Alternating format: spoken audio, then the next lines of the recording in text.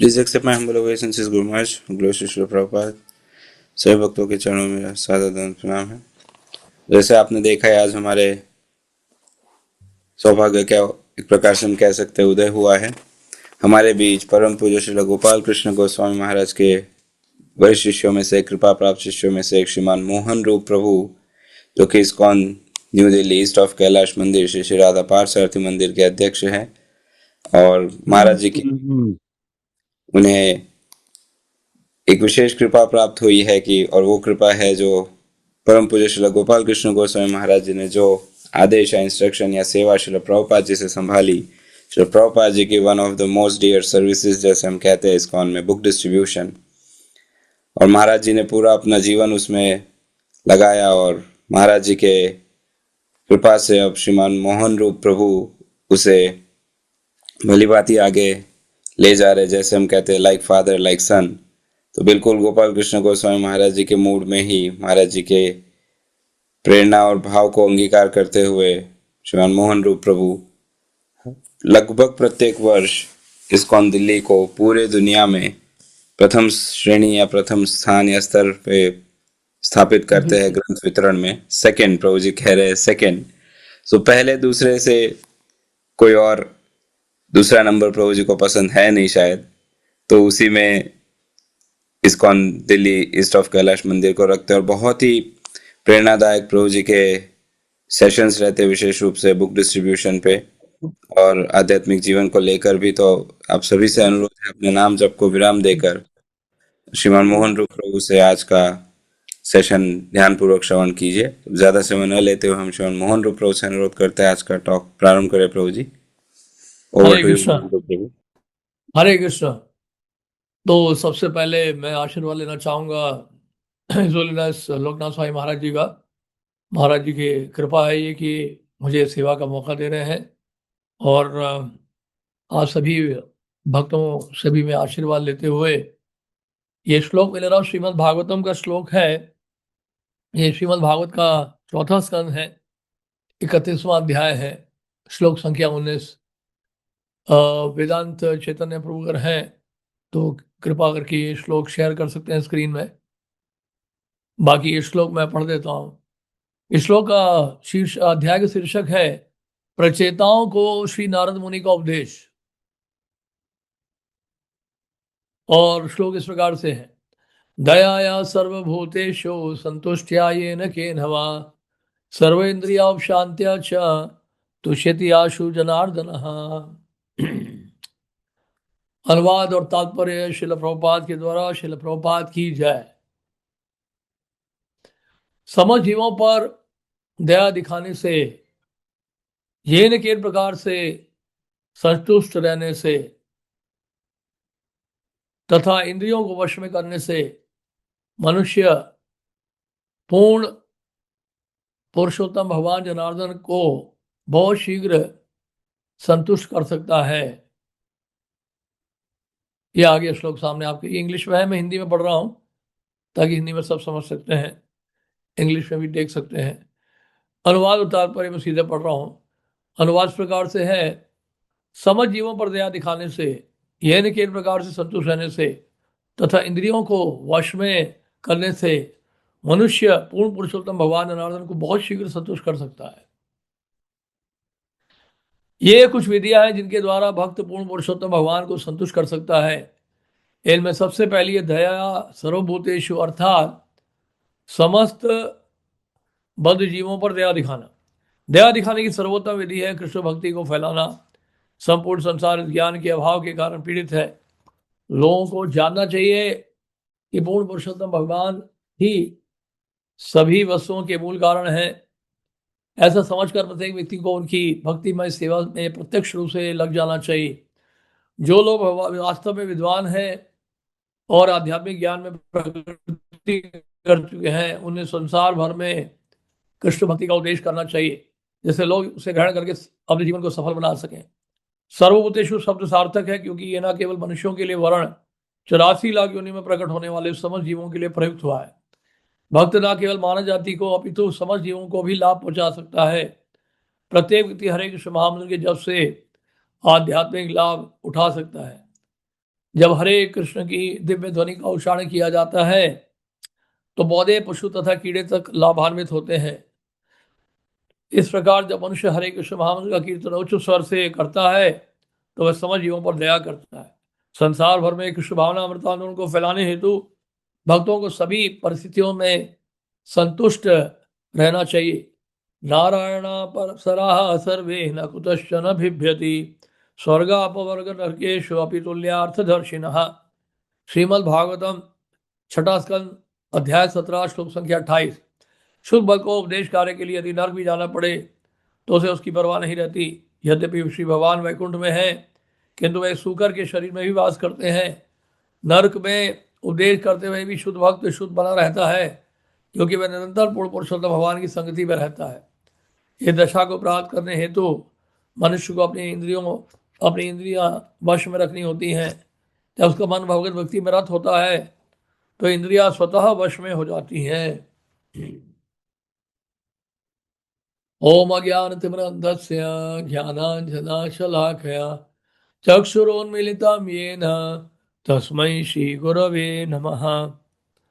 श्रीचैतन्यमनोभीष्टं स्थापितं येन भूतले स्वयं रूपः कदा मह्यं ददाति स्वपदान्तिकं। वाञ्छाकल्पतरुभ्यश्च कृपा सिन्धुभ्य एव च पतितानां पावनेभ्यो वैष्णवेभ्यो नमो नमः। जय श्री कृष्ण चैतन्य प्रभु नित्यानंद श्री अद्वैत गदाधर शिवासादि गौर भक्त वृंदा। हरे कृष्णा कृष्णा कृष्णा हरे हरे, हरे राम राम राम हरे हरे। तो इस अध्याय का शीर्षक जैसे मैंने बताया, प्रचेताओं को श्री नारद मुनि का उपदेश। नारद मुनि विश्व के, इस सृष्टि के कह लीजिए, सबसे बड़े प्रचारक हैं और केवल पृथ्वी में ही नहीं पूरे ब्रह्मांड में भ्रमण करते हैं। आध्यात्मिक जगत से लेकर ब्रह्मांड के किसी भी कोने में जा सकते हैं। और नारद जी 12 महाजनों में से एक महाजन भी है। नारद जी का मतलब ही है निशब्द। नारद का अर्थ यही है कि वास्तव में जो जीवों को भगवत भक्ति प्रदान करता है और ये उनकी दया है, ये उनका कंपैशन है। इसलिए यहाँ नारद जी क्या कह रहे हैं, दया या सर्वभूतेषु। नारद जी कह रहे हैं सब में दया दिखानी चाहिए हमें। सब में दया जब दिखाई जाती है प्रचारक होने के नाते, ये न के प्रकार से संतुष्ट रहने से। अब दया जब दिखाएंगे तो अगला जो प्रभाव होगा इसका वो क्या होगा कि साधक जो है वो संतुष्ट रहेगा। दया की भावना प्रकट करते ही संतुष्टि आ जाती है। गीता दया की भावना प्रकट करते ही क्या होता है, हमारा हृदय, हमारा मन जो है संतुष्ट हो जाता है। और यहां लिखा ये न के प्रकार से संतुष्ट रहने से। इसका अर्थ क्या है? इसका अर्थ यह है कि भगवान हमें जिस परिस्थिति में रखें उस परिस्थिति में रहने हमें चाहिए। हमें ये नहीं सोचना चाहिए कि हमारे पास मकान होगा, दुकान होगा, गाड़ी होगी, बंगला होगा, बहुत अधिक धन होगा, बैंक बैलेंस होगा, बहुत अच्छा स्वास्थ्य होगा हमारा, तब हम सेवा करेंगे। नहीं, भगवान जिस परिस्थिति में हमें रखें उसी परिस्थिति में रहकर हमें उनकी सेवा करनी चाहिए। संतुष्टि का अर्थ ये है। और ये संतुष्टि कब आती है? जब वास्तव में हम लोग भगवत भक्ति में लगते हैं। बिना भक्ति में लगे ये संतुष्टि आएगी नहीं। और इसलिए इस संतुष्टि को प्राप्त करने के लिए, इस आनंद को प्राप्त करने के लिए हमें क्या करना होगा? तपस्या का जीवन बिताना पड़ेगा। इसलिए भगवान ऋषभदेव ने बताया है, तपो दिव्यम पुत्र का ये न सत्यम शुद्धेर यस्मात् ब्रह्म सौख्यम तो अनंतम। इसका अर्थ यह है कि दिव्य तपस्या जो कि हरि गुरु वैष्णव की प्रसन्नता के लिए की जाती है, ना कि अपने स्वार्थ को पूरा करने के लिए। हिरण्यकशिपु ने भी तपस्या की 36,000 सालों के लिए, लेकिन भगवान को प्रसन्न करने के लिए नहीं। किसको प्रसन्न करने के लिए? अपनी इंद्रियों को तृप्त करने के लिए उसने इतनी घोर तपस्या की। और ऐसा नहीं है कि बाहर के लोग जो है तपस्या नहीं करते हैं, जो सांसारिक लोग हैं वो हमसे अधिक तपस्या करते हैं देखा जाए तो। हाँ, तपस्या यानी कि कितना कष्ट उठाते हैं। अगर आप दिल्ली में तो खैर तपस्या होती है लोगों की, सड़कों के बीच में या ट्रैफिक के बीच में जाना, दिल्ली का धुआं खाना। और अगर आप मुंबई जाएंगे तो वहां पर तो लोकल ट्रेन 22 घंटे चलती है, केवल 2 घंटे ही विराम मिलता है उसको, और 22 घंटे जो है ट्रेन फुल रहती है। लोग कहाँ से कहाँ जाते हैं नौकरी करने के लिए, जॉब करने के लिए। और आप में से भी कई लोग जॉब कर रहे होंगे, और आप सब जानते ही हैं कितनी तपस्या करनी पड़ती है। बॉस की गाली सुननी पड़ती है, और ट्रैफिक के बीच में से गुजरना पड़ता है। बहुत कठिन वातावरण है बाहर। ऐसी कठिन परिस्थितियों से गुजरते रहते हैं हम लोग। क्यों? क्योंकि हमें क्या होता है, महीने के आखिर में सैलरी मिलती है, एक पद मिलता है, स्टेटस मिलता है। इसके लिए हम लोग इतनी नौकरी करते हैं, इतनी तपस्या करते हैं। लेकिन आप ये सोचिए, अगर इतनी मेहनत, इतनी तपस्या अगर हम भगवान को प्रसन्न करने के लिए करें, तो सोच के देखिए फिर क्या होगा। भौतिक जगत में तपस्या करने पर भी हताश होता रहता है व्यक्ति, परेशान रहता है, टेंशन में रहता है, एंग्जाइटी में रहता है, चिंता करता है, और तमाम प्रकार की दवाइयां खाता है अपने को बनाए रखने के लिए, जीवन निर्वाह के लिए। लेकिन फिर भी हृदय में उसको संतुष्टि नहीं मिलती है, कामनाएं उसकी पूरी होती नहीं है। लेकिन यहाँ पे भगवत भक्ति में थोड़ी सी भी अगर हम सेवा करते हैं भगवान की, भगवान बदले में क्या देते हैं? भगवान हमें आनंद प्रदान करते हैं। और यहाँ तो भगवान शब्द ये कह रहे हैं, तपो दिव्यम पुत्र का ये न सत्वम शुद्धे यस्मात् ब्रह्म सौख्यम तो अनंतम। तपस्या करने से क्या होता है? भगवान शब्द ये कह रहे हैं कि हमें अनंत सुख प्राप्त होता है। ब्रह्म सौख्यम तो अनंतम। तो ये सुख साधारण सुख नहीं है। और ये सुख कहाँ से प्राप्त हो रहा है? पर ब्रह्म से, भगवान श्री कृष्ण से, जो आनंद घन है, उनसे ये सुख प्राप्त हो रहा है। उनके संपर्क में आते ही जीव जो है वो आनंद में मग्न हो जाता है। तो ये जो भक्ति है, इसमें सबसे महत्वपूर्ण क्या है कि हमें संतुष्टि मिलनी चाहिए। अगर हमें संतुष्टि नहीं मिल रही है, अगर हम आनंद में नहीं है, तो कहीं ना कहीं हम लोग क्या कर रहे हैं? कहीं ना कहीं कोई गलती कर रहे हैं। और जैसे कि श्री रूप गोस्वामी ने भक्ति रसामृत में लिखा है, भुक्ति मुक्ति स्पृहा यावत पिशाची हृदय वर्तते, तावत भक्ति सुख यात्रा कथम अभ्युदयो भवे। इसका अर्थ क्या है कि जब तक भुक्ति मुक्ति की इच्छा बनी रहेगी, तब तक भक्ति का सुख कहाँ प्राप्त होगा? या फिर अगर जब भक्ति का सुख अगर किसी को मिल रहा है, भक्ति का अगर आनंद कोई भक्त उठा रहा है, तो फिर ये भुक्ति मुक्ति की जो इच्छा है वो तुच्छ नजर आएगी, वो पिशाची की समान समान लगेगी।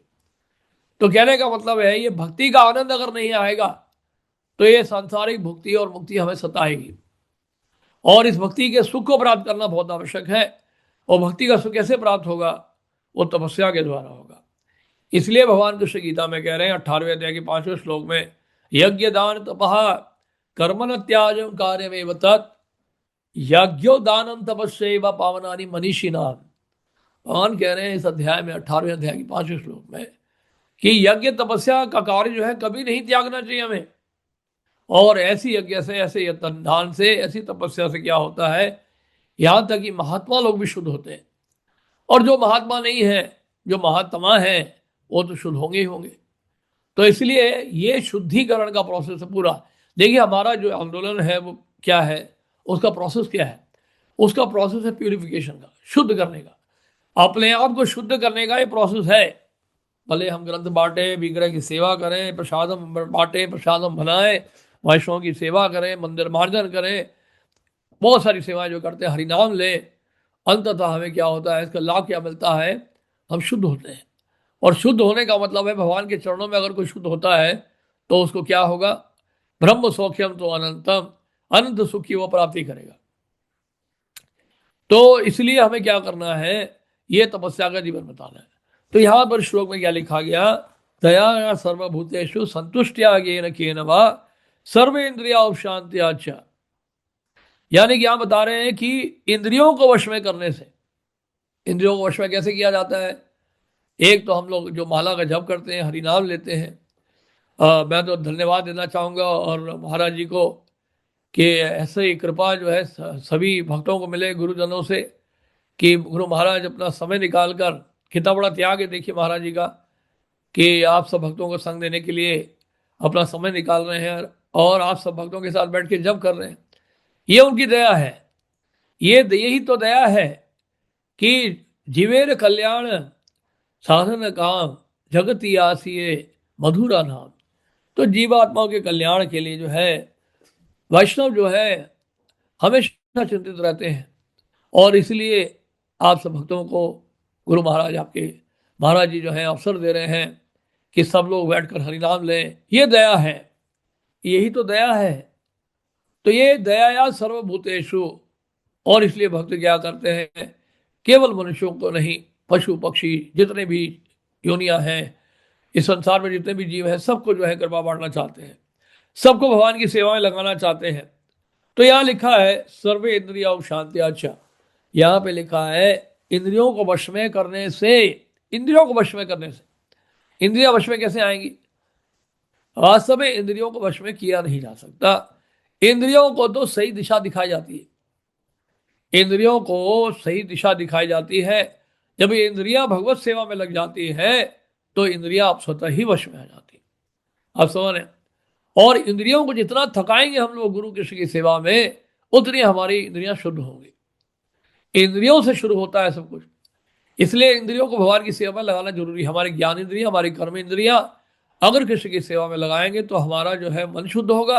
मन शुद्ध होगा तो बुद्धि अपने आप शुद्ध होगी, और बुद्धि अगर शुद्ध होने लगेगी तो उसका प्रभाव हमारे अहंकार में भी पड़ता है और हमारा अहंकार भी शुद्ध होता है। तो ये यज्ञ दान तपस्या बहुत जरूरी है। यज्ञ करने से क्या लाभ होता है? यज्ञ कलयुग का यज्ञ है संकीर्तन यज्ञ। संकीर्तन यज्ञ करने से क्या होता है? इस यज्ञ को करने से क्या होता है? भगवत सेवा में लगने से क्या होता है? यज्ञ होने से प्रसाद का वितरण होता है, यज्ञ होने से ज्ञान का वितरण होता है, विद्या का वितरण होता है, ग्रंथों का वितरण होता है। इस यज्ञ करने से भक्त बनते हैं। इस यज्ञ करने से आप देखते हैं कि मंदिर बनते हैं। हमारे गुरु महाराज जी कहते थे, आप दिल्ली एनसीआर में जितने मंदिर आप देख रहे हैं, ये जो मंदिर बन रहे हैं और जो मंदिर हमें बनाने का मौका मिल रहा है, इसका सबसे बड़ा कारण है कि आप सब भक्त जो है यज्ञ कर रहे हैं, संकीर्तन यज्ञ कर रहे हैं। संकीर्तन यज्ञ का और मंदिर निर्माण से बहुत ही गहरा संबंध है। जितना अधिक हम लोग इस यज्ञ में भाग लेंगे, भगवान व्यवस्था करेंगे हमारे लिए। आपको देखेंगे जगह मिलेगी, जमीन मिलेगी, मंदिर बनाने की योजना बनाई जाएगी। ये सब यज्ञ से होता है। तो यज्ञ करना बहुत जरूरी है। इसलिए बुद्धिमान व्यक्ति वो है यज्ञ संकीर्तन प्रायर यजंती ही सोमेदशाह। जो इस यज्ञ में भाग लेते हैं वो बुद्धिमान नहीं है केवल, वो बहुत बुद्धिमान है। सुमेधशाह, वेरी वेरी इंटेलिजेंट। तो बहुत बुद्धिमान है वो जो संकीर्तन यज्ञ में भाग ले लें। ना कि वो अपना भला कर रहे हैं बल्कि दूसरों का भी भला कर रहे हैं। तो इस तरह से इंद्रियों को वश में किया जाता है। 4 नियमों का पालन करके, 16 माला का जप करके, हरि गुरु वैष्णव की सेवा करके, उनकी प्रसन्नता के लिए तपस्या का जीवन बिता के हम इंद्रियों को वश में ला पाते हैं। और अंत में बताया जा रहा है उप शांतिया च तुष्यति आशु जनार्दन। आखिरी शब्द यहाँ पे तुष्यति आशु जनार्दन। इस तरह से पूर्ण पुरुषोत्तम भगवान जनार्दन को बहुत शीघ्र प्रभुपा जी अनुवाद कर रहे हैं। तुष्यति आशु, आशु का मतलब होता है बहुत जल्दी, तुरंत। तुरंत लिखा है, नारद जी कह रहे हैं तुरंत। तुष्यति जनार्दन भी बोल सकते थे नारद जी, लेकिन यहाँ पे क्या कह रहे हैं नारद जी, क्या कह रहे हैं? तुष्यति आशु जनार्दन। आशु जनार्दन का मतलब यह है कि बहुत जल्दी भगवान श्री कृष्ण, भगवान जनार्दन प्रसन्न होते हैं अगर हम दया दिखाते हैं तो इसलिए दया दिखाना, हम कहेंगे हमारे हृदय में तो कोई दया है नहीं, हम कैसे दिखाएं दया? बात सही है आपकी, हमारे हृदय में दया नहीं है, लेकिन ये दया की भावना हमें प्रकट करनी है। यही हमारी साधना है जो हम लोग प्रचार कर रहे हैं। खासकर मैं तो अपने लिए कहूँगा, आपके विषय में तो कुछ बोल नहीं सकता मैं, लेकिन मैं अपने विषय में जो कहूँगा कि मैं जो भी कर रहा हूँ गुरु महाराज की कृपा से ग्रंथों का वितरण करने का प्रयास कर रहा हूँ या प्रचार करने का प्रयास कर रहा हूँ, मैं इसको साधना समझ के ही कहता हूँ। मेरे हृदय में कोई दया नहीं है, लेकिन मुझे इस बात का पूरा विश्वास है कि ग्रंथों का वितरण करने से, प्रचार के कार्य में लगने से, अन्य जीवात्माओं को कृष्ण की सेवा में जुड़ने से हमारे हृदय में स्वतः ही दया की भावना जागृत होगी। तो उसको साधना समझ के मैं करता हूँ, और इसको साधना समझ के हम करेंगे। ये साधना है हमारी। साधना केवल प्रातःकाल कार्यक्रम ही नहीं, 9 बजे तक नहीं। हमारे लिए तो प्रचार करना और ग्रंथों का वितरण करना, प्रसाद का वितरण करना, ये सब हमारे लिए साधना ही है, ये सब हमारे लिए तपस्या ही है। तो इसलिए ये तपस्या के कार्य में हमें भाग लेना चाहिए, और तपस्या का जीवन अगर हम बिताएंगे तो हमारी इंद्रियां शुद्ध होंगी। और इसलिए प्रभुपाद जी ने हमें बहुत सारी सेवाएं दी हैं। देखिए क्या है, कोई पूछ सकता है कि प्रभु जी 64 भक्ति के अंगों में ग्रंथों के वितरण के बारे में कहाँ दिया गया है। देखिए, हमारे आचार्यों ने, श्रील प्रभुपाद जी के गुरु महाराज श्रील भक्ति सिद्धांत श्री ठाकुर कहते थे, इसको बृहत मृदंग या बृहत कीर्तन, ये बहुत बड़ा कीर्तन है, और ये छोटा मोटा मृदंग नहीं है, बृहत मृदंग है। इसकी आवाज हजारों हजारों मील तक दूर जाती है। इन ग्रंथों में ये संकीर्तन कैसे है, क्योंकि इन ग्रंथों में अनेक बार सैकड़ों बार, हजारों बार श्रील प्रभुपाद जी ने हरि नाम की महिमा का वर्णन किया है, हरि नाम की महिमा बताई है, हरि नाम का गुणगान किया है। इस कारण से जब भक्त जो है इन ग्रंथों को बांटते हैं सब मिलकर, तो ऐसे भक्तों को संकीर्तन भक्त कहा जाता है, क्योंकि इन ग्रंथों के माध्यम से क्या हो रहा है, भगवान की कीर्ति का गुणगान हो रहा है। आप समझ रहे हैं, भगवान की कीर्ति का गुणगान हो रहा है। और ग्रंथों में क्या है, भगवान का नाम है, भगवान के गुण है, भगवान की लीलाएं हैं, भगवान का धाम है, और श्रील प्रभुपाद जी के तात्पर्य हैं। सबसे बड़ी बात यह है। तो हम लोग अगर ग्रंथ जब दे रहे हैं तो लोगों तक किसको पहुंचा रहे हैं, घर घर किसको पहुंचा रहे हैं, हम श्रील प्रभुपाद जी को पहुंचा रहे हैं। क्या हमारे हृदय में श्रील प्रभुपाद जी की इतनी कृतज्ञता नहीं है हमारे हृदय में, कि हम जो है ये क्या नहीं चाहते हैं कि प्रभुपाद जी जो है सबके घर में जाएं। हम इस भाव से अगर ग्रंथों को बांटेंगे कि प्रत्येक घर में, इस कम से कम भारत में हम रह रहे हैं, इस भारत देश में जितने घर हैं, 140 करोड़ की आबादी है, कम से कम 140 करोड़ की आबादी जितनी है, उन सब के बाद प्रभुपाद जी की किताब होनी चाहिए। हमारा ये टारगेट होना चाहिए। 1966 से लेकर 2025 तक भक्ति वेदांत बुक ट्रस्ट के द्वारा, भक्तों के द्वारा, हमारे जो वैष्णव है, भक्त हैं, उन्होंने 55 करोड़ से ऊपर ग्रंथ बांट दिए। 55 करोड़ ग्रंथ कोई साधारण बात नहीं है। लेकिन 55 करोड़, भारत की आबादी तो 140 करोड़ है। तो सोच के देखिए, अभी तो बहुत लंबा रास्ता है। कोई कहेगा प्रभु जी बहुत ग्रंथ बढ़ गए हैं। कई बार भक्तों को प्रश्न उठता है मन में, ये ग्रंथ हम बांट रहे हैं, इतने सारे, इतने भक्त कहाँ बन रहे हैं। हर साल अब लाखों गीता बांटते हैं, लाखों बुक्स बांटते हैं, भक्त तो कोई बन नहीं रहा है।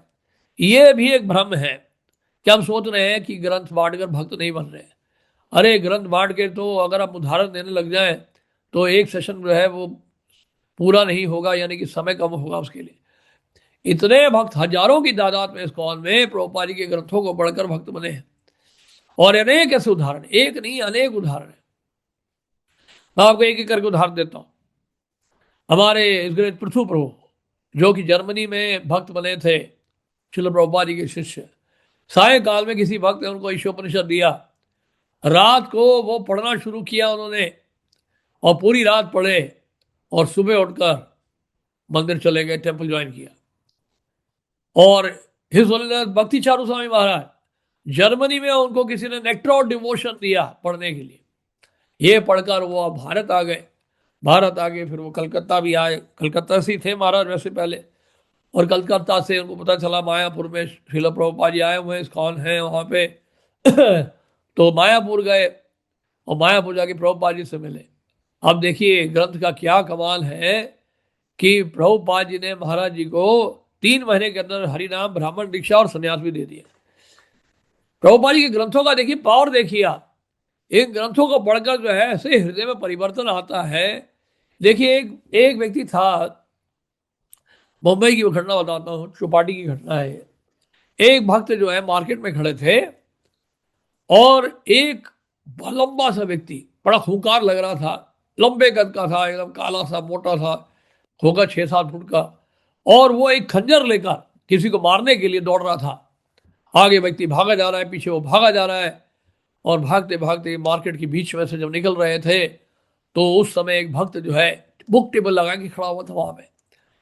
तो वो क्या हुआ, मोटा था, क्योंकि शरीर उसका काफी मोटा था, इसे वो भाग नहीं पा रहा था तेज, और आगे जो भाग रहा था व्यक्ति वो आगे निकल गया बहुत तेजी से। तो ये हफ्ता हफ्ता उसका सांस फूल रही थी इसकी बहुत। तो वो बुक टेबल के पास खड़ा हो गया, और ये भक्त डर गया कि भाई ये खंजर लेकर खड़ा है, कहीं ये मतलब मुझे मारना दे। बड़े डरते हुए भक्त ने जो क्या किया, प्रभुपाद की बुक उठाई और क्या किया, वो व्यक्ति को पकड़ाने की कोशिश की। उस बुक का नाम था लॉज ऑफ नेचर, प्रकृति के नियम, जिसमें एक व्यक्ति को दिखाया गाय को मार रहा है। वो फोटो दिखा के वो बुक दिखाया, तो वो देखकर बुक देखकर बड़ा हैरान हुआ, कैसी बुक है ये। उसने कहा मेरे पास पैसे नहीं है। उसने कहा आप पैसे बाद में दे देना, आप ले लीजिए। तो उसने वो किताब ले ली और किताब लेके चला गया, वो घर चला गया, क्योंकि वो जो इसके पीछे भाग रहा था वो तो बहुत आगे निकल गया था, वो घर निकल गया। अब वो व्यक्ति ने क्या किया, घर जाके देखा, उसने कहा ये आदमी गाय को काट रहा है, इस बुक में है क्या। पूरी रात उस व्यक्ति ने, वो क्रिमिनल था, वो बड़ा ही मतलब खूंखार क्रिमिनल था, और पूरी रात उसने जो है हार्डकोर क्रिमिनल था वो, पूरी रात उसने वो पुस्तक पढ़ी, प्रभुपाद जी की बुक। और सुबह वो मंदिर चला गया, कबाड़ी टेम्पल चला गया, राधा गोविंदनाथ जी के मंदिर में। सोच के देखिए, एक ही रात में उसके हृदय में परिवर्तन आ गया, प्रभुपाद की बुक पढ़ के। छोटी सी बुक है, प्रकृति का नियम। मैं आपको एक घटना बताता हूँ। हमारे गुरु भाई थे, बहुत साल पहले की घटना है, मिड 80s की घटना है, और जिनसे मैंने भी जो है गाइडेंस लिया था शुरू के दिनों में, वो मेरे मेंटर रहे हैं। अब वो देखिए कैसे भक्त बने। और उन्होंने बताया था एक बार मुझे, तो वो कह रहे थे कि मेरा पहले बैटरी का बिजनेस था, ट्रक की जो बैटरीज होती है ना, बस की बैटरी, उसका बिजनेस था उनका। तो एक दिन वो आए थे गेटर ग्लास टेम्पल, हमारा गेटर ग्लास में मंदिर था पहले, M119, जहां मैंने ज्वाइन किया था, M119 श्री श्री राधा पार्थसारथी मंदिर। और वहां पे वो जाते थे। ये मिड 80s या लेट 80s की घटना है शायद, जब वो जाया करते थे, मैं तो बाद में आया था। तो वहां जब आए, वो उनका जानते मंदिर जाने का क्या पर्पस था। उनको पता चला था कि इस्कॉन के मंदिरों में विदेशी माताएं बहुत सारी आती हैं। अब बताइए, विदेशी माताओं को देखने के लिए ये व्यक्ति जो है श्री श्री राधा पार्थसारथी मंदिर पहुंचा, संडे का दिन था, और इत्तेफाक से वो मैराथन का समय था, दिसंबर का महीना, और भक्त लोग लगे हुए थे ग्रंथ बांटने के लिए। तो एक भक्त ने कहा ले लीजिए, ले लीजिए, बुक्स ले लीजिए, हम सबको दे रहे हैं, सबको दे रहे हैं। तो उन्होंने कहा ये पंडित जी जो है पुश कर रहे हैं मुझे, और किताब बहुत सस्ती है, 10 रुपए की बुक है। उन्होंने ले ली बुक, और बुक लेके आ गए ऑफिस। जब ऑफिस आए, सीधा वहां से ऑफिस आ गए अपने। ऑफिस आके उन्होंने जो है बुक जो है, उन्होंने अपने घोड़ाउन में जहाँ बैटरीज रखी हुई थी, उस रैक में उन्होंने बुक को रख दिया। अब वो बुक रैक में रख दी उन्होंने। अब देखिए, पढ़ना तो था नहीं उन्होंने, सर रख दी उन्होंने। अब उसके बाद देखिए क्या चमत्कार होता है। उनकी एक बुरी आदत थी, रात को रोज ड्रिंक करके आया करते थे। घर वाले बहुत परेशान थे, घर में आके झगड़ा करते, लड़ाई करते, रोना धोना होता है, घर वाले बहुत परेशान थे। समझ में नहीं आ रहा था कि क्या किया जाए। तो धीरे धीरे क्या हुआ, उनका बिजनेस फ्लॉप हो गया, लॉस हो गया बहुत कंपनी में। और एक एक करके जो है उनको लगा कि बस लाभी करनी पड़ेगी, सामान सारा बेचने लगे, वो बिजनेस बंद होने लगा था। जाके देखना चाह रहे थे गोडाउन में अभी कितनी किताबें बची हैं, नॉट बुक्स, सॉरी मैं गोडाउन की बात कर रहा हूँ, बुक्स नहीं, सॉरी, कितनी बैटरी बची है। तो वो जब गोडाउन में आए तो उन्होंने देखा, वही किताब जो खरीदी थी उन्होंने 1-2 साल पहले, वो बुक वहीं रखी हुई थी, और उसमें धूल जमी हुई थी। उन्होंने कहा अरे यार, मैंने इसके लिए पैसे दिए, मैंने आज तक ये किताब खोल के नहीं देखा इसमें है क्या। और वो किताब खोली उन्होंने, डस्ट लगा हुआ था उसमें, धूल हटाई, किताब खोला तो प्रभुपाद जी उसमें लिख रहे हैं, these books are like time bomb. ये किताबें टाइम बॉम्ब की तरह है, यानी कभी भी विस्फोट हो सकता है। तो उन्होंने कहा ये टाइम बॉम्ब में भी क्या है किताब में। उन्होंने वो बुक पढ़ना शुरू किया। आप देखिए प्रभुपाद जी की क्या कृपा है, क्या चमत्कार है। उन्होंने वो बुक पढ़ी और धीरे धीरे उन्होंने और भी बुक्स पढ़ना शुरू किया, गीता, श्रीमद् भागवतम, चैतन्य चरितामृत, इस तरह से वो भक्त बन गए।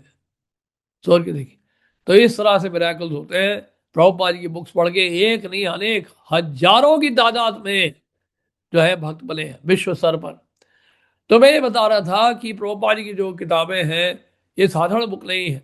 हो सकता है कि हमें रिजल्ट थोड़ा लेट आए, हो सकता है कि लोग पढ़ने में, भक्त बनने में टाइम लग जाए, लेकिन ये सब कुछ निर्भर करता है कि हम कितना फॉलो करते हैं। अब मैं कुछ प्रैक्टिकल बातें आपको बताना चाहूँगा। जो शायद हो सकता है सबके लिए हेल्पफुल हो, क्योंकि हम लोग इसको लागू करते आए हैं तो उसका लाभ हमें मिलता है। इसलिए बस शेयर करना चाह रहा हूँ आपके साथ। कोई प्रैक्टिकल टिप्स मैं देना चाह रहा हूँ उसमें। एक तो देखिए ऐसा है, जितने भक्त हैं आपके कॉन्ग्रेगेशन में और जितने आपके भक्त हैं मंदिर में, यानी कि टॉप लेवल से लेकर जूनियर लेवल तक, नए भक्तों तक, जितने भी भक्त हैं, आपको ये you have to make sure कि वो सब के सब ग्रंथ बांटे। किसी को नहीं छोड़ना है, एटलीस्ट मैराथन के टाइम में। देखिए ये संकीर्तन इतना महत्वपूर्ण है। हमारी कई सेवाएं हो सकती हैं, हो सकता है हम यूथ प्रीचिंग कर रहे हों और हम लोग डीडी वर्शिप कर रहे हों और मंदिर की सफाई कर रहे हों, या हमारे महाराज जी के जो पद यात्रा है उसमें जाते हों।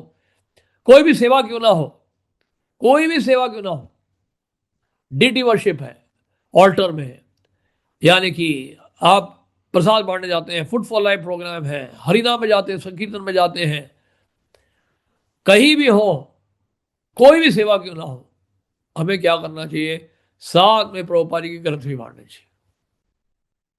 जैसे कि बांटते हैं पद यात्रा में भी, अब भग जाते हैं वहां भी ग्रंथ बांटते हैं। अब हम लोग क्या करते हैं, ऑल्टर में भी हमने एक भक्त को बिठा के रखा है, तो सुबह से रात तक वो क्या करता है, ग्रंथ बांटता है, सुबह से रात तक।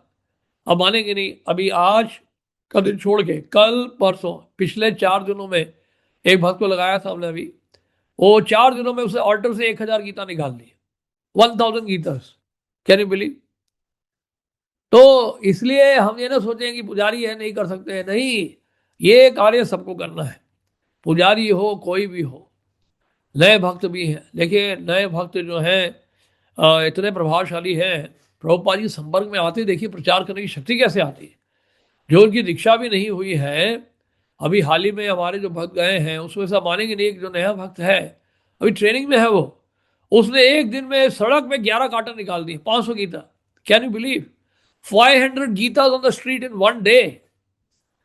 तो ये ऐसा नहीं सोचना चाहिए कि भाई हम तो नए हैं, हम ये हैं वो हैं, हम माता हैं, हम बच्चे हैं, हम वृद्ध हैं। ग्रंथों का वितरण कोई भी कर सकता है, कोई भी कर सकता है, इससे कोई डाउट नहीं है। तो ये मैं आपको बताना चाह रहा था कि कोई भी सेवाओं साथ में ग्रंथों का वितरण जरूर करवाएं। और दूसरी बात ये है, मैं ये बता रहा था, जितने भी भक्त आपके साथ जुड़े हैं उन सबसे प्लेज कराइए। हालांकि अभी काफ़ी लेट हो गया है, ये प्लेजिंग हमें महीने की स्टार्टिंग में करवा लेना चाहिए। और लगेगा कई बार भक्तों को, यार प्रभु जी बड़ा पुश कर रहे हैं, हमें फोर्स कर रहे हैं। देखिए क्या होता है, जब हाथ में कहीं फोड़ा हो जाए ना, तो फूक मार के जो है उसको नहीं हटाया जाता है, ऑपरेशन करना पड़ता है कई बार डॉक्टर को।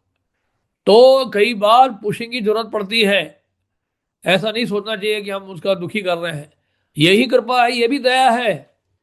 दया का केवल मतलब नहीं है कि आंसू बहाएं हम लोग, दया का मतलब ये भी है जो उस व्यक्ति के लिए अच्छा है वो किया जाए। आप समझ रहे हैं? अगर दवाई की जरूरत है, कड़वी दवाई की जरूरत है जिससे वो मरीज स्वस्थ हो जाएगा, तो उसको कड़वी दी जाए। और ऑपरेशन की जरूरत है और उससे वो ठीक हो जाएगा, तो ऑपरेशन भी हमें तैयार है करने के लिए, तैयार होना चाहिए। तो दया का मतलब केवल अच्छी अच्छी बातें नहीं है। दया का मतलब है, साधु जो है कई बार कठोर शब्दों का भी उपयोग करता है। किस लिए? क्योंकि ये जो कठोर शब्द हैं वास्तव में कठोर नहीं होते हैं, ये तो उस कड़वी दवाई की तरह है जिसके द्वारा हम लोग स्वस्थ बनेंगे। इसलिए वैष्णव की कृपा होती है, हरि गुरु वैष्णव की कृपा होती है कि हमें सेवा का मौका दे रहे हैं। अगर आप नहीं करेंगे तो कोई और करेगा। आप समझ रहे हैं? ये श्रेय अगर आप लेना चाहते हैं तो इस सेवा के लिए आपको तैयार होना होगा। नहीं तो ऐसा ना सोचें कि हम नहीं है तो कोई नहीं है, हम नहीं तो कोई नहीं। ऐसा नहीं है। अगर हम नहीं करेंगे तो कोई और करेगा। जैसे भगवान कृष्ण ने अर्जुन को विराट रूप जब दिखाया, अर्जुन को क्या बोला, क्या 5 पांडवों के अतिरिक्त सबके सब मारे जाएंगे? है कि नहीं? विराट रूप दिखाते हुए बोला। अर्जुन बोल सकते थे, हे कृष्ण, हमारी जब विजय निश्चित है और हम ही बचने वाले हैं तो हम युद्ध करें क्यों? अभी 10वां अध्याय चल रहा है, 10वें अध्याय तक मैंने रिकॉर्ड कर लिया, पेन ड्राइव में ले लिया है। अब मैं अपने राजमहल में जाके, हस्तिनापुर में जाके ये सुनूंगा। So why should I fight? मैं युद्ध क्यों करूं? लेकिन भगवान कृष्ण कह रहे हैं, निमित्त मात्र भव सव्यसाचिन, अर्जुन, आप निमित्त मात्र बनो, क्योंकि मैं चाहता हूं आगे जब भगवत गीता प्रिंट होगी, उस भगवत गीता के फ्रंट पेज में मैं चाहता हूं कि तुम्हारा भी फोटो हो मेरे साथ, क्योंकि ये श्रेय मैं तुम्हें देना चाहता हूं अर्जुन। तो इसलिए भगवान अपना कार्य खुद कर सकते हैं, लेकिन अगर हम करते हैं उस कार्य को तो हमें कृपा मिल जाती है, असवर ईश्वय मिल जाता है। कृपा, ईश्वय का मतलब है कृपा मिल जाती है, और यही उनकी दया है। तो इस तरह से हमें जो है ये ध्यान रखना है कि ये जो हमें मौका मिला है सेवा करने का, ग्रंथ बांटने का, ये ऐसा अवसर है जो शायद हमें दोबारा शायद ना मिले। आगे का कोई भरोसा नहीं कल क्या होने वाला है, इसलिए कल करे सो आज, आज करे सो आज। इसलिए अभी भी देर नहीं हुई है, अभी भी हमारे पास समय है। आज 25 तारीख है, इस महीने में 1 हफ्ते रह गए हैं और फिर 15 दिन और हैं, यानी कि अभी भी हमारे पास 20-21 दिन बचे हुए हैं और ग्रंथों का वजन करने के लिए। एक और आइडिया देता हूं मैं आपको। अब प्लेजिंग में क्या एक समस्या आती है, मान लीजिए आप कहते हैं कि प्रभु जी मैं इस मैराथन में 1000 गीता बांटने का प्रयास करूं। ठीक है, ठीक है, 1000 गीता बांटने का प्रयास कर रहे हैं, बहुत अच्छी बात है ये। लेकिन मान लीजिए कल मैं आपसे 1000 गीता खरीद लेता हूं। मैं कह रहा हूं कि अपने कंपनी में मेरे 1000 एम्प्लॉइज हैं, आप मुझे 1000 गीता दे दीजिए। अगले दिन ही आपका प्लेज पूरा हो गया कि नहीं हो गया? लेकिन मैराथन तो 15 जनवरी तक है, तो अगले जो 15-20 दिनों में, 20 दिनों में हम क्या करेंगे फिर? जब मैराथन हम कह रहे हैं कि 15 जनवरी तक है, तो फिर हमने 2 दिन में मैराथन कैसे बंद कर दिया जस्ट बिकॉज मेरा प्लेज पूरा हो गया? तो इसका क्या सोल्यूशन है? इसका सोल्यूशन बताता हूं आपको मैं। देखिए, जो ग्रंथों का वितरण है, this is the best outreach programme. Outreach programme का मतलब ये है, इन ग्रंथों के माध्यम से हम लोग बाहर की दुनिया में अधिक से अधिक लोगों तक पहुंच सकते हैं। ये मौका दे रहा है हमें ग्रंथों का वितरण के लिए। This is the best promotion programme. Propaganda, इससे बड़ा प्रोपेगेंडा कोई नहीं है, इससे बड़ा प्रचार का कार्य नहीं कोई नहीं है। जब हम ग्रंथ बांटने जाते हैं तो एक चीज ध्यान रखिएगा, आप जब अपने कंग्रेगेशन से प्लेज कराते हैं, अगर इस बार नहीं कराया, अभी भी करा सकते हैं आप, अभी भी टाइम है। आप अपने लोगों को इकट्ठा करिए, उनसे प्लेज कराइए कि अगले 20 दिनों तक, मैं एग्जाम्पल दे रहा हूं, मान लीजिए आपके पास 500 भक्त हैं, ठीक है, और हमारे पास 20 दिन है। 500 भक्त हैं और आपके पास 20 दिन है। अगर आप ये करिए, अगले 20 दिन तक मैं प्रण लेता हूं, मैं संकल्प लेता हूं, मैं संकल्प लेता हूं, मैं प्रण लेता हूं, क्या कि अगले 20 दिनों तक मैं रोज 10 लोगों से मिलूंगा 15 जनवरी तक। और कैसे मिलूंगा? Either by calling, phone call के द्वारा, मेल के द्वारा, व्हाट्सएप के द्वारा, पड़ोसियों को, दुकानों में, मकानों में, रिश्तेदारों को, मित्रों को, जहां कहीं भी लोग नजर आए। हमारे देश की खूबी क्या है, हम तो राधा पारसार्थी से ही प्रार्थना करते रहो कि देश की जनसंख्या बढ़ती रहे, डबल हो जाए।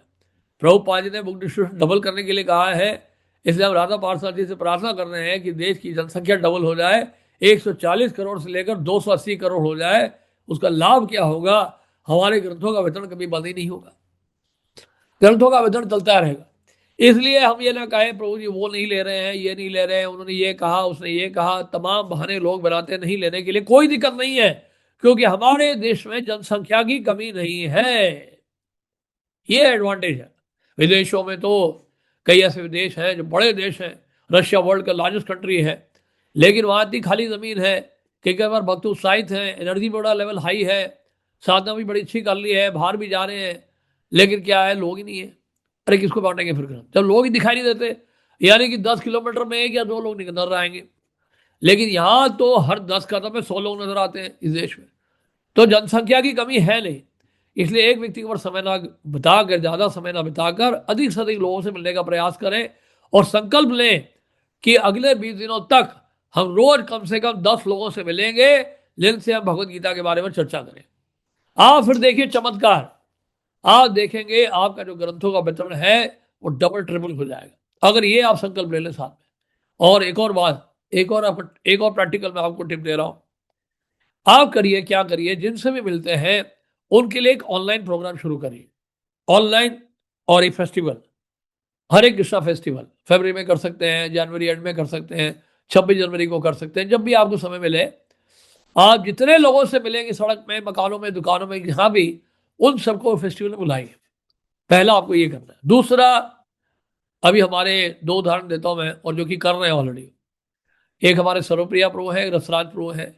वो क्या कर रहे हैं, उन्होंने डेली एक ऑनलाइन सेशन शुरू किया किन लोगों के लिए, बिल्कुल नए लोगों के लिए, जो सड़क पे मिले हैं, जिन्होंने गीता ली या नहीं भी ली।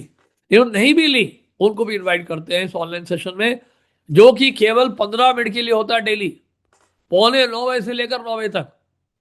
हमारे रसराज प्रो के साथ तो 1,500 लोग जुड़ गए इस तरह से, मैराथन से ही मिले हैं सब। और हमारे सर्वप्रिया प्रो के साथ इस साल की बात बता रहा हूँ, 900 लोग, 900 people have joined online session daily. जैसे आपका जब्बा टॉक होता है डेली, इसी तरह से नए लोगों के लिए 900 लोग जुड़ गए हैं, जो 15 मिनट के लिए आते हैं। क्या करते हैं 15 मिनट में? गीता का एक श्लोक पढ़ते हैं, ट्रांसलेशन पढ़ते हैं, और 1-2 मिनट की व्याख्या करते हैं, एक क्वेश्चन ले लेते हैं। ऐसा करने से क्या होता है, करते करते करते करते करते क्या होता है, वो बोलते हैं प्रभु जी 15 मिनट तो बहुत कम है, थोड़ा आधा घंटा हो सकता है क्या? अपने आप ही उनका इंटरेस्ट बढ़ने लगता है। और आपको अगर 900 में से छट भी गए, कुछ लोग नहीं भी कंटिन्यू कर पाए, तो 100-200 तो करीब निकल ही आता है उसमें से। इस तरह से हमारा कंक्रीशन डेवलप होगा। जब हम देखेंगे कि इतने भक्त बन रहे, इतने रिजल्ट आ रहे हैं फॉलो करने के कारण, तो फिर हमारा उत्साह जो है डबल नहीं ट्रिपल हो जाएगा। तो ये सब हमें करना पड़ेगा। और एक मैं स्टोरी सुना के विराम दूंगा, 2 मिनट और है हमारे पास। ये जर्मनी की घटना है। इस ग्रेट प्रसुर बाबू ने ही बताया था। दिसंबर के महीने में बुक मैराथन में जा रहे थे वो, बर्फ पड़ रही थी बड़ी भयानक, सड़क में कोई भी नहीं था। जब वो गाड़ी में जा रहे थे, वैन में जा रहे थे, बुक्स लेके, 7-8 भक्त थे। तो क्या हुआ, जब वो एक टर्न में आए, एक मोड़ में आए सड़क में, वहां पे गाड़ी स्किड कर गई, गाड़ी पलटी, चारों टायर ऊपर हो गए। जानते उसका क्या लाभ हुआ? मॉल से, दुकानों से, ऑफिसों से, आसपास के जितने घर हैं, सबसे, बिल्डिंगों से, सबसे निकल के आ गए लोग बाहर। घर से निकल के आ गए, दुकानों से निकल के आ गए, मकानों से निकल के आ गए, उस ठंड में बाहर आ गए। गाड़ी एक्सीडेंट हुई थी भयानक, एम्बुलेंस आ गई, पुलिस वाले आ गए, सब आ गए, और गाड़ी उल्टी हो गई। और जैसे ही नजदीक पहुंचे, तो लोगों ने सोचा कि अंदर घायल हो गए होंगे, चोट लग गई होगी, या तो कुछ मर भी गए होंगे। जानते अंदर से क्या आवाज आ रही थी? उन्होंने कहा, प्लीज बाय दिस बुक, ये प्लीज बुक्स लीजिए हमसे, this is a book on yoga and meditation, ये योग और ध्यान के ऊपर पुस्तक हमारे पास है, कृपा करके लीजिए लीजिए लीजिए लीजिए लीजिए। लोग समझ नहीं पाए कि हो क्या रहा है, कि ये तो एक्सीडेंट हुआ है, बोल रहे बुक्स ले लो। उन्होंने गाड़ी सीधी की, लोग बाहर निकाला, भक्तों को निकाला बाहर। लेकिन हैरानी की बात यह थी कि सारे के सारे भक्त साबुत निकले, यानी कि बहुत चोट नहीं लगी थी। और जानते क्या हुआ, उन्होंने पूछा कि हम कैसी मदद कर सकते हैं आपको, आपको हॉस्पिटल ले जाएं, एम्बुलेंस रेडी है, वगैरह वगैरह। लोग तैयार थे हेल्प करने के लिए, लोग बड़े इमोशनल हो रहे थे। तो उन्होंने कहा, डिवोटी से कहा, अगर आप हमारी मदद ही करना चाहते हैं, आप सबसे रिक्वेस्ट है, आप सब हमारी बुक्स ले लीजिए। तो जानते क्या हुआ, जितने लोग वहां इकट्ठे हुए थे, 100-200 लोग, सब ने जो है उनसे बुक्स खरीदी। तो भगवान ऐसी व्यवस्था करते हैं, अगर हम एक कदम आगे बढ़ाते हैं, तो भगवान ऐसी व्यवस्था करते हैं, कहीं ना कहीं बुक्स निकल ही जाते हैं। हमारे अंदर ये कर्ता की भावना चली जाती है कि हम ही करने वाले सब कुछ। कैसे? जब ग्रंथों को बांटते तो ऐसा लगता है कि जहां पे सोचते हो जाएगी, ग्रंथ ले लेंगे, नहीं होता है। और जहां सोचते हैं कि ग्रंथ होगा ही नहीं, वहां पे ले लेते हैं। तो ये इससे पता चलता है कि हमारे लिए कार्य कर रहे हैं भगवान, कहीं ना कहीं हमारे लिए योजना बना रहे हैं, हम शुद्ध करने के लिए, हमें निर्मल बनाने के लिए ये सेवा है। कोई भक्त न बने ना बने, हम तो ये कहते हैं, कोई भक्त बने ना बने, बनेंगे तो सही पक्का, लेकिन अगर सब सोचते हैं कोई भक्त बने ना बने, निश्चित रूप से ग्रंथों को बांटने से हम तो भक्त बन ही जाएंगे। हरे कृष्णा, श्रील प्रभुपाद की जय। Thank you. कोई प्रश्न है तो पूछ सकते हैं। धन्यवाद आप सबका। थैंक यू वेरी मच प्रभु जी आज के इस सेशन के लिए। तो फर्स्ट आईडी में जो भक्त है, उनमें से यदि 1-2 डिवोटीज के कोई प्रश्न है आज के टॉक से संबंधित, तो हैंड रेस करके पूछ सकते हैं। समय हो चुका है, प्रभु जी भी काफ़ी व्यस्त है, तो उन्हें भी आगे के प्रोग्राम कंटिन्यू करने हैं। बट फिर भी यदि फर्स्ट आईडी के भक्तों में से किसी का कोई प्रश्न है आज के सत्र से संबंधित, तो हैंड रेस करके पूछ सकते हैं। श्रीमती राधिका माता जी, अनम्यूट करके बोलिए। हरे कृष्णा प्रभु जी, धन्यवाद, प्रणाम। हरे कृष्ण। जी प्रभु जी, आपने बहुत अच्छे तरीके से प्रभु जी एक्सप्लेन कर रहे थे कि कैसे हम बुक्स डिस्ट्रीब्यूट कर सकते हैं। तो प्रभु जी, जैसे आपने बताया ना कि हम जो नए लोग हैं उनको नंबर ले सकते हैं, और कैसे फिर उनको कल्टीवेट कर सकते हैं। तो प्रभु जी, उनको जी। क्या हम जैसे भगवत गीता के श्लोक करा के, और हम क्या बता सकते हैं उनको, ताकि वो अच्छे तरीके से हम भगवत समझ गीता से पाएँ ऐसे चीज़ को श्लोक, अपने से। हाँ, भगवत गीता से बड़े सिंपल श्लोकास हैं, जैसे कि बड़े प्रीचिंग ओरिएंटेड जो श्लोकास हैं, वो ले सकते हैं और बहुत सिंपल तरीके से समझाया जाए ताकि वो प्रैक्टिकली अप्लाई भी कर सकें। क्योंकि 15 मिनट में ज़्यादा होगा नहीं, तो पहले 10 मिनट के लिए आपको सेशन लेना है, 5 मिनट में एक आध क्वेश्चन सुन के होंगे, इस तरह से करना है। तो जैसे सिंपल सिंपल वर्सेस हैं, बहुत पॉपुलर वर्सेस हैं, यदा यदा ही धर्मस्य कर्मण्येवाधिकारस्य पत्रम पुष्पम फलम तोयम, इस तरह के जो श्लोक हैं गीता के, जो लगभग हर कोई जानता है, सुना है भारत में लोगों ने। तो ऐसे श्लोक हम ले सकते हैं और इन श्लोकों को बड़ी सिंपल भाषा में समझाएं और आप देखेंगे लोग जुड़े, बहुत लोग जुड़ेंगे। अभी देखिए इस मैराथन में मैंने बताया 900 लोग जुड़ गए ऑनलाइन, और पिछले मैराथन से रसरा 2 हमारे कर रहे हैं और 1500 लोग जुड़ गए उससे ऑनलाइन सेशन से, अब 15 मिनट से आधा घंटे का सेशन हो गया वो। तो ये आप करके देखिए, बहुत प्रैक्टिकल है और जी प्रभु जी, वो ये सब, 50 लोग तो हो चुके हैं प्रभु जी, वो ऑलरेडी कर रहे हैं। तो हाँ 50 लोग हो चुके हैं ऐसे, तो और बहुत। सोच रहे थे कि ऐसा हम उनको कैसे अच्छे से मोटिवेट करें। देखिए वही था क्यूआर कोड एक अपने। जरूर रखिएगा, क्यूआर कोड रखने से क्या फटाफट सारा इन्फॉर्मेशन उनका आ जाएगा। और उसमें आप क्या कर सकते हैं, उनसे महामंत्र का जब भी करा सकते हैं। माला में तो शायद होने कराने का टाइम नहीं होगा, कम से कम क्या है, उनको 3-4 मिनट के लिए महामंत्र का उच्चारण भी करा सकते हैं, ऐसा भी करा सकते हैं। तो धीरे धीरे आइडियाज डेवलप होंगे। मेनली जो है गीता का एक श्लोक पढ़ना है और उसमें थोड़ा सा एक्सप्लेनेशन करना है 5 मिनट के लिए, और उसके बाद फिर एक क्वेश्चन ले सकते हैं और उसके बाद फिर उनको गुड टिप्स दे सकते हैं या लोकल टेम्पल में इनवाइट कर सकते हैं, चैंटिंग के बारे में थोड़ा बहुत बता सकते हैं। तो इस तरह से धीरे धीरे हम लोग एक्सप्लेन कर सकते हैं। जो श्लोक पे डिपेंड करता है कौन सा श्लोक ले रहे हैं, है कि नहीं। तो आप 108 वर्सेस का एक बनाइए, पैकेज बनाइए, और जो भगवत गीता में जो 108 वर्सेस हैं जो अपीलिंग होंगे, जो समझ पाएंगे बड़े सिंपल तरीके से, ऐसे श्लोक लेके उनसे डिस्कशन शुरू कर सकते हैं। ठीक है जी, और बताइए। सेवा मूर्ति ललिता माता जी। हरे कृष्णा। प्रणाम प्रभु जी। हरे प्रभु जी कृष्ण। बहुत सुंदर आपने समझाया। बहुत बहुत धन्यवाद प्रभु जी। पर है ना, जैसे हम वितरण करने के लिए जाते हैं तो जो नहीं जानते हैं वो तो फिर भी उनको प्रयास कर सकते हैं, और जानते हैं वो डायरेक्टली ऐसे बोलते हैं आपके आपके घर में कैसे कितने भक्त हैं, कितने भक्त बन गए। कोई किताब नहीं पढ़ता है, लेके भली रख देते हैं, पर कोई बुक्स पढ़ता नहीं है। तो ये क्या गारंटी है कि वो बुक पढ़ के भक्त बन जाएगा? आपके घर में भक्त हैं क्या? ऐसे करके तो फिर उनको क्या जवाब दिया जाए प्रभु जी? मैं आपको सच बताऊं, मैं जब 1990 की बात है, शुरुआत की बात है, जिसको आज मैंने ज्वाइन किया था, तो उस समय मेरे को सबसे पहले भगवत गीता जानते हैं किससे मिली थी। मेरा एक कजिन आया था बॉम्बे से, वो आए थे जॉब करने के लिए। उन्होंने गीता कभी पढ़ी नहीं, जू टेम्पल से गीता खरीदी थी उन्होंने, और वो दिल्ली आए थे जॉब की तलाश में। वो हमारे घर पे ही रुके थे ऑफ कोर्स। उन्होंने गीता कभी पढ़ी नहीं, मैंने गीता पढ़नी शुरू कर दी। तो ऐसा होता है, हो सकता है खरीदने वाला ना पढ़े, लेकिन आप खरीद कर जैसे ही घर पे रखते हैं तो गीता अपना कार्य करना शुरू कर देगी। ऐसे एक नहीं हजारों केसेस हैं जहां पे, देखिए एक और स्टोरी सुनाता हूं आपको, रियल लाइफ स्टोरी है ये। एक व्यक्ति को कृष्णा बुक दिया किसी भक्त ने सड़क पे, और वो एवेसरी एथिस्ट था। उसने सोचा यार मैं गीता खरीद, ये कृष्णा बुक खरीद कैसे ली। और कई बार क्या है ना, भक्तों का उत्साह इतना होता है, सामने वाला व्यक्ति खरीद लेता है, लेकिन वो आश्चर्य हो जाता है उसको भी कि ये मैंने किताब खरीद कैसे ली, मैं तो नास्तिक हूँ। वो किताब खरीद लिया उसने, उसने कहा करूंगा क्या यार बुक का। उसने क्या किया, डस्टबिन में डाल दिया। और वो डस्टबिन जानते कहाँ पे था, पास में मीट की दुकान थी, उसके पास वो डस्टबिन था, वहां डाली थी उसने वो कृष्णा बुक। और मीट की दुकान में व्यक्ति जो बैठा था, पूरे दिन वो बैठा रहा, वो अपना मीट बेच रहा था। सायंकाल में जब वो घर जाने लगा था, उसने देखा यार ये डस्टबिन के अंदर कौन सी किताब है, और किताब उसने उठाई और देखा कृष्णा बुक है। और मीट बेचने वाले ने कृष्णा बुक पढ़ना शुरू कर दिया, और जानते क्या, वो भक्त बन गया, फिर मीट की दुकान बंद हो गई। तो ऐसा होता है कि खरीदने वाला व्यक्ति जो है वो शायद ना पढ़े, वो संभावना है, लेकिन कोई ना कोई तो पढ़ ही लेगा। अब ये देखिए, एक बात याद रखिएगा, उनको ये बोलिए जैसा बोलते हैं, प्रभुपाद जी ने बताया, जब हीरा बेचने जाते हैं तो बहुत कम ग्राहक होते हैं खरीदने के लिए। कोयला खरीदने वाले बहुत लोग होते हैं, हीरा खरीदने वाले बहुत कम लोग होते हैं। अगर आप कोई जेन्युइन चीज देते हैं तो ऐसा नहीं कि करोड़ों की तादाद में लोग फॉलो करेंगे। ये वही लोग फॉलो करेंगे, वही लोग बनेंगे जो वास्तव में बहुत ही भाग्यशाली हैं। तो एक घर में हो सकता है कि 10 लोग हैं, हो सकता है एक भक्त बन जाए, ये बहुत बड़ी बात है। तो इसलिए आपको भी हम भाग्यशाली बनाना चाहते हैं, आपको गीता देकर। Hare Krishna. Thank you very much प्रभु जी, आज के इस सत्र के लिए, आपके संग सानिध्य के लिए, मार्गदर्शन के लिए। तो सभी भक्तों से अनुरोध है, महामंत्र का उच्चारण करके हम श्रीमान मोहन रूप प्रभु का हृदयपूर्वक आभार व्यक्त करते हैं आज के इस सत्र के लिए। Hare Krishna Krishna Krishna Hare Hare, Hare Ram Ram Ram Hare Hare. Thank you very much प्रभु जी, थैंक की जय। हरे कृष्णा, जय हो।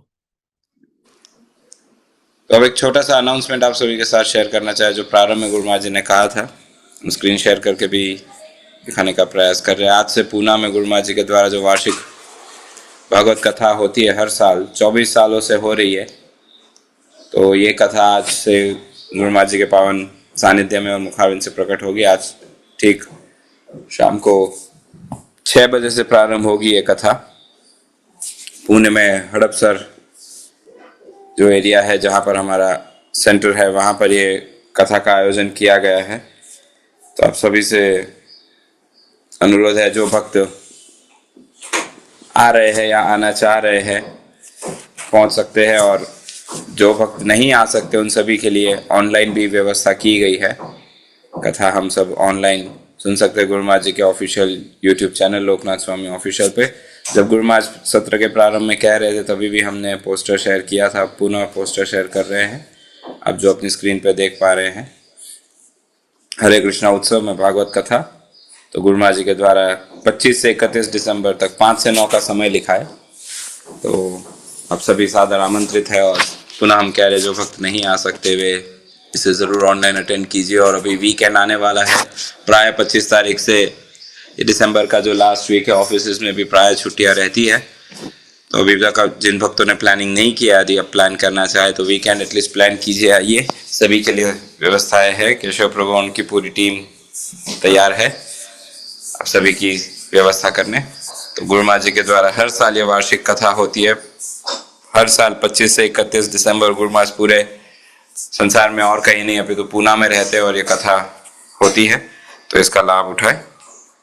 हरे कृष्ण।